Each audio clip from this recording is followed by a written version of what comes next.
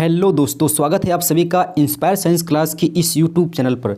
तो आइए शुरू करते हैं केमिस्ट्री क्लास 10th के महत्वपूर्ण चैप्टर कार्बन एवं उसके यौगिक से। ये 50 प्रश्नों की एक ऐसी श्रृंखला है जो कि बहुत ही ज़्यादा महत्वपूर्ण होने वाली है।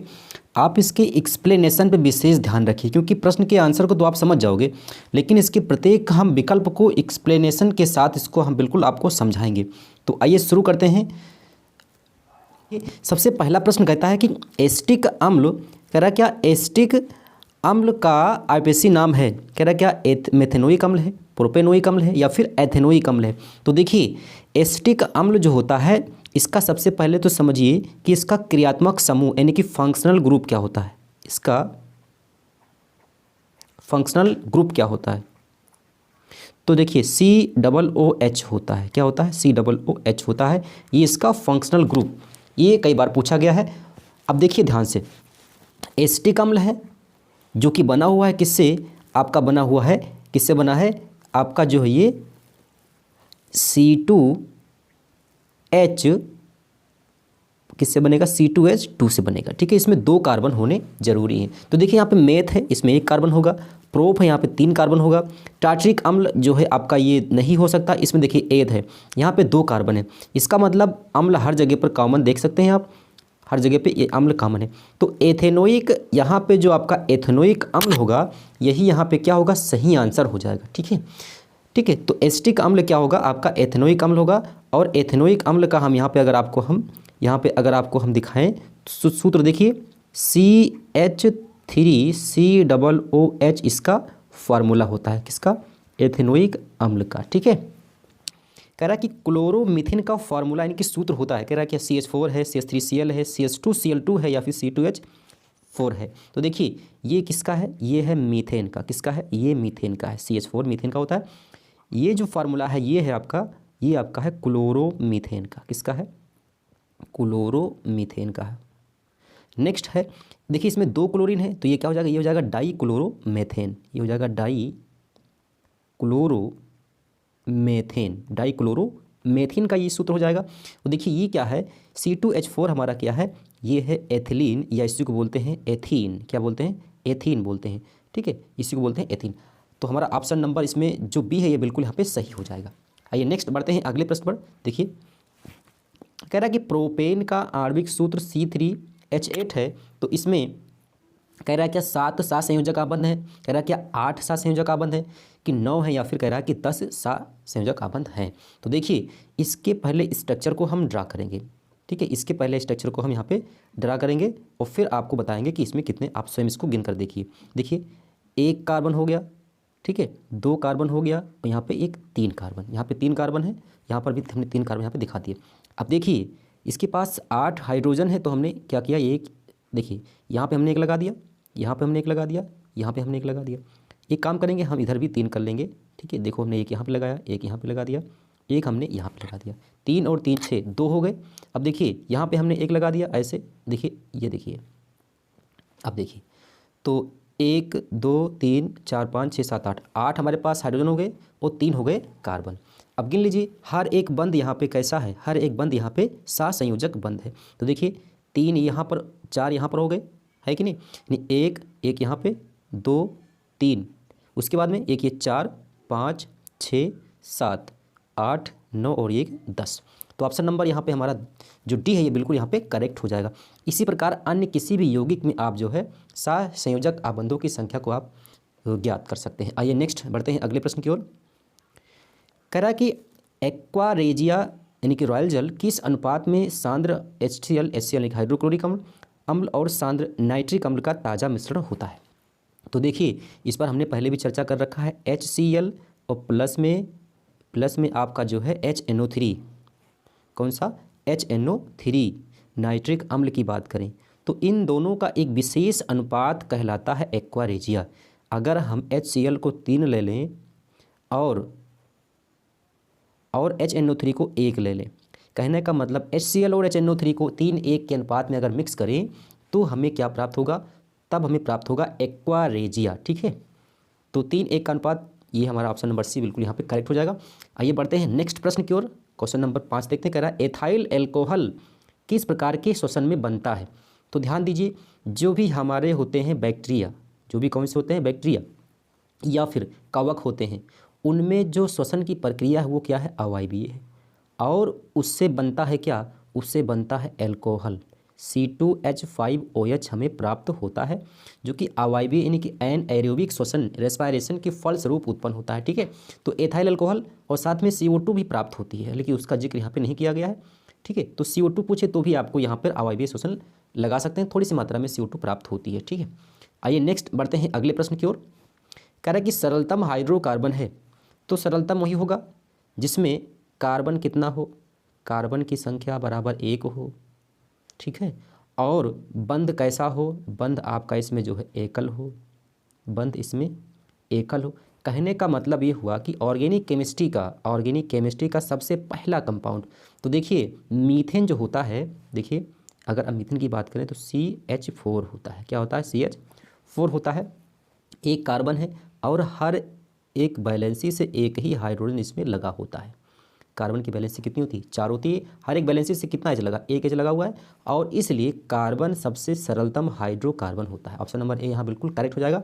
आइए बढ़ते हैं नेक्स्ट प्रश्न की ओर। आइए, कह रहा कि एथिलीन में कार्बन कार्बन के बीच 2 आबंध मौजूद हैं, जिनमें कह रहा एक सिग्मा एक पाई आबंध है, 2 सिग्मा है 2 पाई आबंध है, या दोनों इलेक्ट्रोवायलेंट बंध है।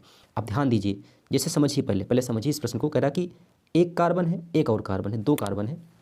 अब समझिए पहले, किसे कहते हैं पाई बंध, किसे कहते हैं सिग्मा बंध, इसको समझिए पहले। प्रश्न तो आप लगा ही लोगे। आइए देखते हैं। देखिए मान लीजिए ये आपके पास में एथिलीन ही है। देखो हमने बना लिया एथिलीन को। ये देखिए इसके पास होते हैं 4 हाइड्रोजन और होते हैं 2 कार्बन। ठीक है, तो देखिए जितने भी सिंगल बॉन्ड होते हैं, क्या होते हैं? Single bond.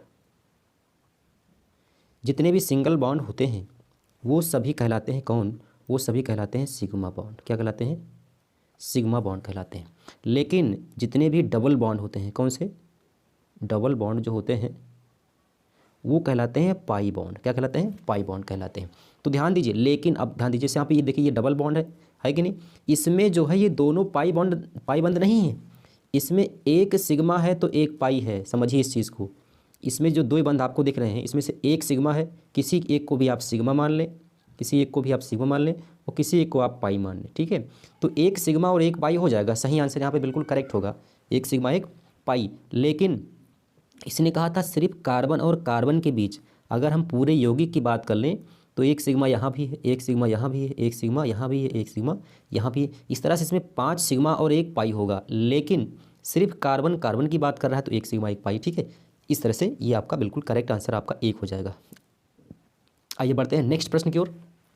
कह रहा है कि ईथेन में कितने सहसंयोजक आबंध हैं? तो देखिए ईथेन को पहले समझिए, ईथेन को पहले देखिए। ईथेन देखिए C2H4 को ही क्या बोलते हैं? C2H4 को नहीं, सॉरी, C2H6 को क्या बोलते हैं? C2H6 को ही बोलते हैं ईथेन। ठीक है, मीथेन के बाद में ईथेन आता है। और अगर हम इसका आपको सिंपल सूत्र दिखाएं, यानी कि सामान्य सूत्र की चर्चा करें, तो CnH2n+2 होता है। ये आपको याद रखना, जहाँ पे n कार्बन की संख्या है। क्या ये? नंबर ऑफ कार्बन है। ठीक है, अब ध्यान दीजिए, कह रहा है कि इसमें सहसंयोजक आबंधों की संख्या कितनी होगी? तो इसको पहले बनाइए। C 2 कार्बन है, मैंने बना लिया। ये देखिए हमने इसके जो है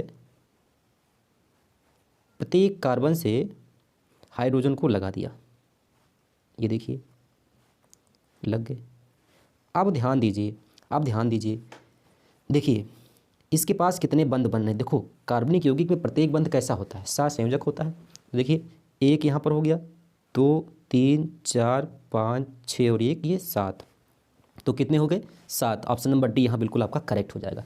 आइए बढ़ते हैं नेक्स्ट प्रश्न की ओर। कह रहा है कि मीथेन में कितने सहसंयोजक बंध होते हैं? तो देखिए ये आपके पास में क्या है? ये आपके पास में मीथेन है, तो आप बिल्कुल आप जान गए होंगे। 1 हो गया, 2 3 और ये 4। ऑप्शन नंबर बी यहाँ पे बिल्कुल करेक्ट है। आइए बढ़ते हैं नेक्स्ट प्रश्न पे। नाइट्रोजन अणु में कितने सहसंयोजक आबंध होते हैं? तो देखिए ये नाइट्रोजन की बात नहीं कर रहा है, इसकी बात नहीं कर रहा है, ये कर रहा है N2 की बात। और N2 का जब बनता है स्ट्रक्चर देखिएगा, N के एक मॉलिक्यूल में 3 बंध होते हैं। कितने होते हैं? 3 बंध होते हैं।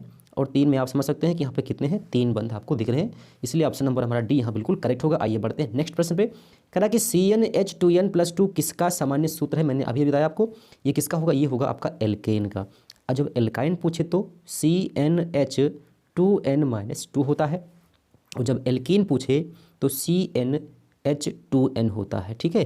और जो प्रोपाइल ये कोई फार्मूला नहीं होता, ठीक है। एल्केन पूछे तो एल्केन का यहाँ पे नोट किया हुआ है। आइए बढ़ते हैं नेक्स्ट प्रश्न की ओर। कह रहा कि ऊर्जा का एसआई मात्रक आप सभी जानते हैं जूल होता है, ठीक है। बढ़ते हैं नेक्स्ट प्रश्न पे। कह रहा कि जल विद्युत संयंत्र किस ऊर्जा को विद्युत ऊर्जा में रूपांतरित करता है, तो देखिए कह रहा क्या, तापीय ऊर्जा, नाभिकीय ऊर्जा, सौर ऊर्जा या फिर स्थितिज ऊर्जा। आप जानते हैं कि बड़े बड़े पहाड़ों पर से पानी नीचे गिरता है, ऐसे यहाँ से गिरता है नीचे की तरफ, तो ये स्थितिज ऊर्जा है। कैसी है, यहाँ पे पानी स्थिर है और इसकी ऊंचाई समथिंग h होगी, इसीलिए यहाँ पर जो है आपको जो ऊर्जा होती है वो mgh के रूप में होती है, और U बराबर mgh होता है। यही एनर्जी कन्वर्ट होती है किस में, कन्वर्ट होती है किस में, विद्युत संयंत्र के रूप में, आपको वो ऊर्जा के रूप में आपको कन्वर्ट टरबाइन चलाने में यूज होता है, जिसकी इलेक्ट्रिसिटी बनती है, ठीक है। आइए बढ़ते हैं नेक्स्ट प्रश्न की ओर। इसका सही जवाब डी होगा। बढ़ते हैं नेक्स्ट प्रश्न में। कह रहा है बेंजीन का सूत्र क्या होगा, कह रहा है कि CH4 होगा, C2H2 होगा, C6H6 होगा या फिर C2H4 होगा। तो देखिए ऑप्शन नंबर डी बिल्कुल यहाँ पे करेक्ट है, लेकिन ये किसका है, ये मीथेन का है, किसका है, मीथेन का है। ये किसका है, ये एसिटिलीन का है, या इसी को क्या बोलते हैं, इसी को बोलते हैं एथाइन, क्या बोलते हैं, एथाइन। और ये किसका, ये एथीन का, या इसी को बोलते हैं एथिलीन भी बोलते हैं, एथिलीन भी इसी को बोला करते हैं, ठीक है, याद रखिएगा। आइए बढ़ते हैं नेक्स्ट प्रश्न की ओर। कारण निम्न में से किस हाइड्रोकार्बन में 3 आबंध होते हैं, हाइड्रोकार्बन में 3 आबंध यानी कि तिरबंध पाया जाता है, कार्बन कार्बन के बीच में, कार्बन और कार्बन के बीच में 3 आबंध होते हैं किस यौगिक में। इसमें से पूछा, कह रहा है CH4 है, C2H6 है, C3H4 है या फिर C3H8 है। तो सही ऑप्शन यहाँ पे हमारा सी है, बिल्कुल करेक्ट। इसको आप देख सकते हैं, 3 कार्बन कह रहा है, इसके पास है कितने हैं, 3 कार्बन, और हाइड्रोजन कितने हैं, 4 हैं। तो एक काम करिए, आप यहाँ पे लगा लीजिए 3, कहीं भी आप 3 कर सकते हैं, मैंने यहाँ पे 3 कर लिया। अब इसके पास कितना बचा, अब इसके पास बचा है 1, 3 यहाँ हो गए, 1 यहाँ। अब जितना बैलेंसी बचेगा आपको यहाँ पे क्या लगाना पड़ेगा, बंध लगाने पड़ेंगे, ठीक है। तो इस कार्बन की 4 बैलेंसी हो गई, इसकी भी 4 हो गई, इसकी भी 4 हो गई। इस तरह से यौगिक हमारा क्या होगा, ऑप्शन नंबर सी यहाँ पे बिल्कुल करेक्ट होगा। आइए बढ़ते हैं अगले प्रश्न की ओर। कह रहा कि कार्बोनिल ग्रुप प्रतिकारक कौन है, तो ध्यान दीजिए, इस कार्बोनिल ग्रुप प्रतिकारक में 2 आपके क्रियात्मक समूह आते हैं। 2 कौन से आते हैं, नोट कर देते हैं आपके लिए, 2 फंक्शनल ग्रुप आते हैं, 2 फंक्शनल ग्रुप आते हैं। तो देखिए कौन कौन से हैं। पहला तो आता है क्या, CHO आता है यानी कि एल्डिहाइड, और दूसरा आता है CO यानी कि कीटोन। ये क्या है आपका, एल्डिहाइड है, और ये क्या है, ये आपका है कीटोन। इस पॉइंट को नोट कर लीजिए। तो देखिए यहाँ पे 2 ऑप्शन यहाँ बिल्कुल आपके करेक्ट होंगे। ऑप्शन नंबर ए भी करेक्ट है, ऑप्शन नंबर बी, यहाँ पे दोनों को टिक कर लीजिएगा, दोनों यहाँ पे सही होगा, ठीक है। आइए बढ़ते हैं नेक्स्ट प्रश्न की ओर। कह रहा है कि इथेनॉल का क्रियाशील मूलक क्या होगा। इथेनॉल क्या है, एक एल्कोहल है, C2H5OH, ये तो होगा, ठीक है। तो देखिए इसमें जो OH है ये तो होगा, इसमें जो आपके पास में यहाँ पर जो यहाँ पे आपको मिल रहा है OH, ये तो क्रियात्मक समूह है, क्रियाशील मूलक है, तो OH यहाँ पे हो जाएगा। अच्छा CHO क्या होगा, ये आपका होगा क्या, ये होगा एल्डिहाइड, क्या होगा, एल्डिहाइड होगा। COOH क्या होगा, ये आपका होगा क्या, ये आपका होगा कार्बोक्सिलिक अम्ल, कार्बोक्सिलिक अम्ल होगा, ठीक है, ठीक है। और ये आप जानते हैं CO क्या है, ये आपका कीटोन है, ये आपका कीटोन, जो कि हमारा आंसर आपका क्या है, आंसर हमारा ऑप्शन नंबर ए करेक्ट है। आइए बढ़ते हैं नेक्स्ट प्रश्न की ओर। कह रहा है कि इथाइल अल्कोहल का आणविक सूत्र क्या होगा, इथाइल अल्कोहल, ठीक है, यानी कि एथिल अल्कोहल की बात कर रहा है, ये C2H5OH की बात कर रहा है, तो ये आपको इसमें ढूंढना है। तो देखिए ये भी नहीं है, ये आपका सही है, ये भी नहीं है, और ये भी मुझे लगता है भी सही है। तो ऑप्शन नंबर बी और डी दोनों यहाँ पे करेक्ट हैं, दोनों एक ही ऑप्शन है, ठीक है। ऑप्शन नंबर बी और डी यहाँ पे करेक्ट है। आइए बढ़ते हैं अगले प्रश्न की ओर। कह रहा है कि निम्न में से कौन एक आयनिक यौगिक है, CH4 नहीं है, CO2 भी नहीं है, NH3 भी नहीं है, ठीक है, CaCl2 है, चूँकि ये आपका Ca++ और प्लस में 2Cl- में टूटेगा, और इस प्रकार ये क्या है, यह एक आयनिक यौगिक है। आइए बढ़ते हैं अगले प्रश्न पे। कह रहा है इनमें कौन सा यौगिक NaHCO3 के संतृप्त जलीय विलयन से अभिक्रिया करके फदाहट के साथ CO2 गैस मुक्त करता है। आप देखिए ध्यान से, यहाँ पे सही आंसर आपका एथेनोइक अम्ल है, लेकिन ये कैसे करता है इसको आप देखिए। देखिए 3COOH और प्लस में NaHCO3, ये तो है, ये आपस में रिएक्ट करेंगे। तो देखिए यह आपके पास में क्या है, यह आपके पास में एक जो है एसिड है। अगर यह एसिड है तो अब ये बाइकार्बोनेट से अभिक्रिया जब करेगा तो ये क्या देगा, ये पहले तो बनाएगा क्या, CO2 बनाएगा। क्या बनाएगा, CO2 बनाएगा। देखो CO2 गैस मुक्त हुई, CO2 के साथ ही साथ आपका जो है ये क्या बनेगा, ये आपका बनेगा H2O, और इसी के साथ में आपको प्राप्त होगा क्या, CH3COONA, यानी ये जो प्राप्त हुआ ये एक साल्ट है। ये क्या है, एक साल्ट है, यह एक गैस है और यह एक जो है आपको लिक्विड प्राप्त हुआ, द्रव प्राप्त हुआ। ठीक है, ऑप्शन नंबर डी यहाँ बिल्कुल करेक्ट है। इन सभी से अपक्रिया नहीं हो पाएगी। आइए बढ़ते हैं अगले प्रश्न पे। खाना बनाते समय यदि बर्तन की तली बाहर से काली हो रही है तो इसका क्या अर्थ है। कह रहा है भोजन पूरी तरह से नहीं पक रहा है, ईंधन पूरी तरह से नहीं जल रहा है, ईंधन आर्द्र है या ईंधन पूरी तरह से जल रहा है। तो देखिए अगर वो काली पड़ रही है इसका मतलब कि कार्बन पूरा पूरा आपका बाहर नहीं जा रहा है, कुछ कार्बन की मात्रा बर्तन पे चिपक जा रही है कि नहीं, इस वजह से जो है ये आपका ईंधन पूरी तरह से जल नहीं रहा है। आइए बढ़ते हैं अगले प्रश्न पे। कह रहा है ग्लूकोज का आणविक सूत्र क्या होगा। कह रहा है कि C6H12O6 होगा या फिर CH3COOH होगा या CH3CHO होगा या CHCl3 होगा। तो देखिए CHCl3 देखिए क्या है, ये है ट्राईक्लोरोमेथेन। क्या है ये, ट्राईक्लोरोमेथेन है ये। इसी को बोलते हैं क्लोरोफॉर्म। क्या बोलते हैं, इसी को बोलते हैं क्लोरोफॉर्म। निश्चेतक के रूप में सुखा करके बेहोश करते हैं। ये है आपका एसिटल्डिहाइड, एसिटल्डिहाइड है। क्या है ये, एसिटल्डिहाइड। ठीक है, समझ जाइएगा, एसिटल्डिहाइड। ठीक है, नोट कर दे। ये है आपका एसिटिक अम्ल। क्या है ये, एसिटिक अम्ल है। लेकिन C6H12O6 हमारा क्या है, ये हमारा ग्लूकोज है। ऑप्शन नंबर यहाँ करेक्ट है। आइए बढ़ते हैं अगले प्रश्न पे। कह रहा कैल्शियम कार्बाइड जल के साथ अपक्रिया करके क्या देता है। ये एक मोस्ट इंपॉर्टेंट क्वेश्चन है जो कि 12th एग्जाम में बहुत पूछता है, कई बार ये एग्जाम में आया हुआ सवाल है। ठीक है, कैल्शियम कार्बाइड जल के साथ अपक्रिया सकते क्या देता है। देखिए कैल्शियम कार्बाइड को पहले नोट करिए और प्लस में जल से इसकी अपक्रिया को करवाइए। अच्छा, कैल्शियम कार्बाइड जल से जब अपक्रिया करेगा तो सबसे पहली चीज़ तो ये जल में घुलेगा जो कि बनाएगा कैल्शियम डाइहाइड्रोक्साइड, कैल्शियम हाइड्रोक्साइड बोल सकते हैं इसको।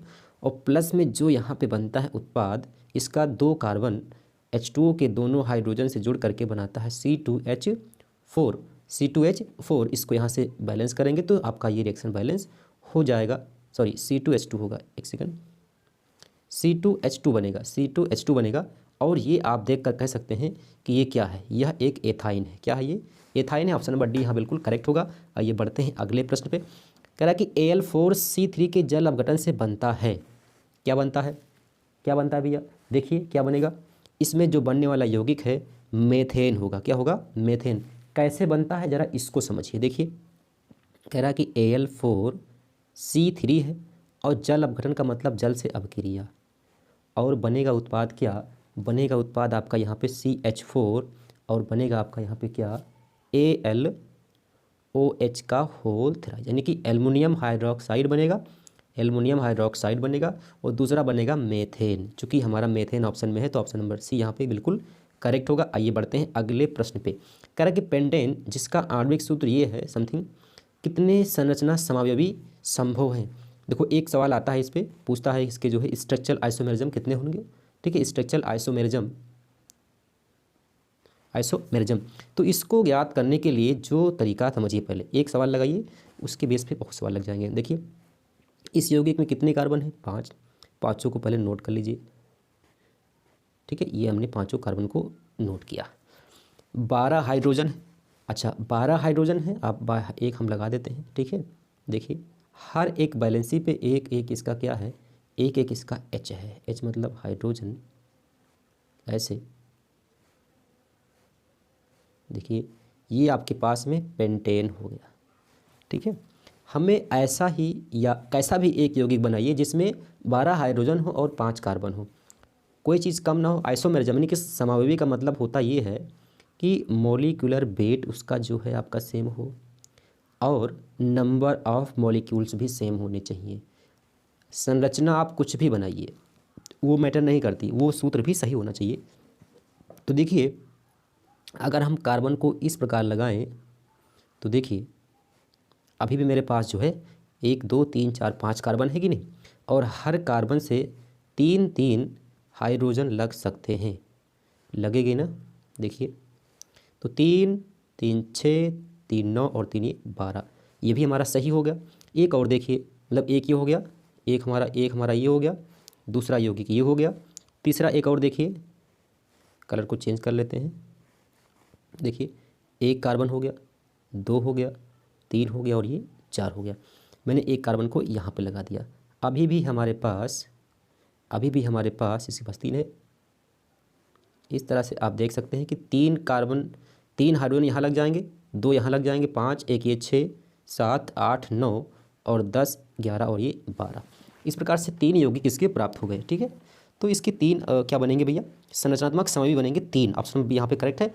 इसी प्रकार से अन्य किसी यौगिक के भी आप याद कर सकते हैं बड़ी आसानी से। बढ़ते हैं नेक्स्ट प्रश्न पे। क्या निम्नलिखित में से कौन एक एरोमेटिक यौगिक है? तो देखिए जितने भी क्लोज्ड साइकिल के यौगिक होते हैं, क्लोज्ड और साइक्लिक भी हों, कैसे हों, क्लोज्ड भी हों साइक्लिक भी हों, तो वो एरोमेटिक यौगिक कहलाएंगे, लेकिन उसमें डबल बॉन्ड का होना जरूरी। जैसे मान लीजिए देखिए, ये देखिए ये आपके पास में बेंजीन है, क्या है ये, बेंजीन। और बेंजीन क्या है, बेंजीन एक एरोमेटिक यौगिक है। यहाँ ऑप्शन नंबर ए हमारा करेक्ट होगा। आइए बढ़ते हैं अगले प्रश्न पे। कह रहा विरंजक चूर्ण का रासायनिक सूत्र क्या होगा, ये आपको पता है, COCl2। बढ़ते हैं अगले प्रश्न पे। कह रहा ऑक्सीजन के 2 परमाणु के बीच कितने आबंध पाए जाते हैं? देखिए ये O2 की बात कर रहा है, तो O और O के बीच में डबल बॉन्ड होता है। कितना होता है, डबल बॉन्ड होता है, तो 2 होगा, ऑप्शन नंबर बी करेक्ट है यहाँ पे। बढ़ते हैं अगले प्रश्न पे। कह रहा कि जल में हाइड्रोजन और ऑक्सीजन की परमाणु संख्याओं का अनुपात क्या होता है? तो देखिए H2O आपने देखा, यहाँ पे ये 2 है, कितना है, ये 2 है, ये कितना है, 1 है, तो 2:1 होगा।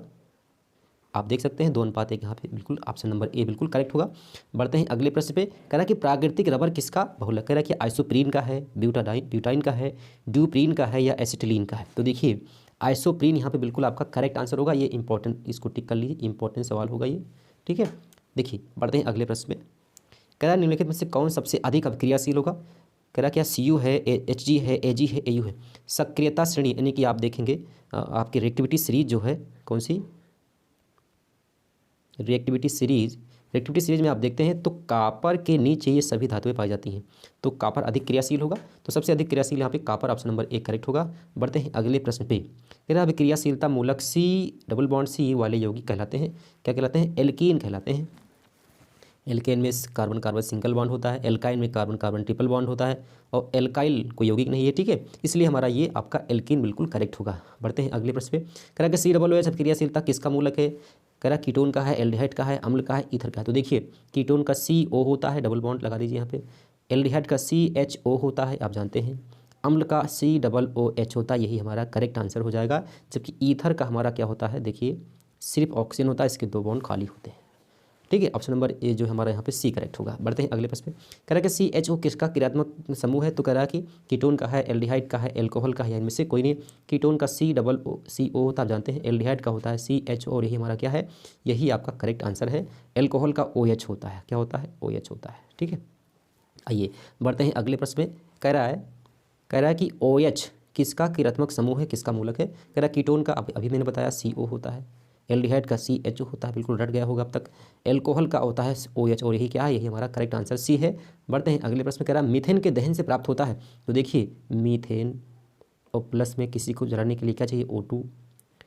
तो जब भी किसी यौगिक में क्या हो, कार्बन हो या हाइड्रोजन, कार्बन है तो CO2 बनना बिल्कुल तय है, और H है तो H2O बनेगा। ठीक है, तो क्या बने, CO2 प्राप्त होगा, ऑप्शन नंबर ए करेक्ट है।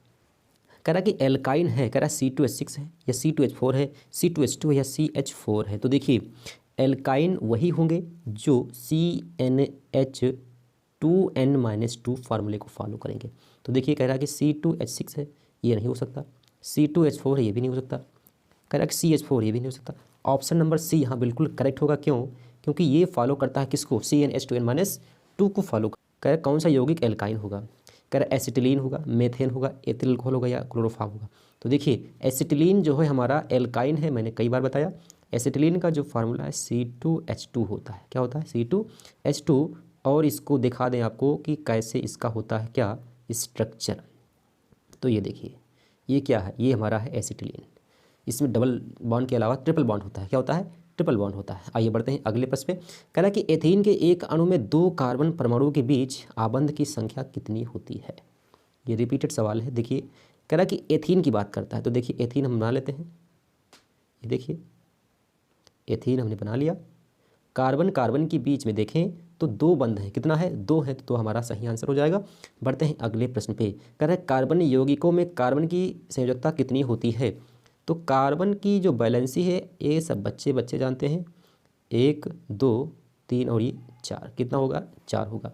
ऑप्शन नंबर सी करेक्ट है। आगे बढ़ते हैं अगले प्रश्न की ओर। कह रहा है कि मीथेन किसका उदाहरण है, संतृप्त का, असंतृप्त का, एरोमेटिक का या फिर कार्बनिक यानी कि अकार्बनिक यौगिक का। तो देखिए मीथेन मीथेन मीथेन की बात करें या फिर हम सबसे पहले बताते हैं संतृप्त में। संतृप्त में वो सभी यौगिक आएंगे जिसमें एक सिंगल बॉन्ड हो, कितना हो सिंगल। कार्बन कार्बन के बीच अगर सिंगल बॉन्ड है तो वे सब क्या होंगे, वे सब होंगे संतृप्त होंगे। अगर वो कार्बन कार्बन के बीच डबल बॉन्ड हो या फिर ट्रिपल बॉन्ड हो, ये दोनों कहलाते हैं क्या, ये दोनों कहलाते हैं असंतृप्त। ठीक है, तो कह रहा है इसमें मीथेन की बात कर रहे हैं। तो मीथेन को आप जानते हैं सी यानी कार्बन के पास जो है यहाँ पे इसके पास जो है सिर्फ और सिर्फ सिंगल बॉन्ड ही तो होता है। ठीक है, और इसलिए क्या है ये संतृप्त होगा।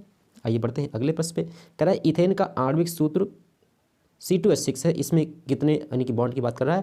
तो पहले इसको देखिए C और C, सवाल वैसे हो चुका है, हमने यहाँ पे सभी हाइड्रोजन को दिखा दिया, कार्बन को दिखा दिया।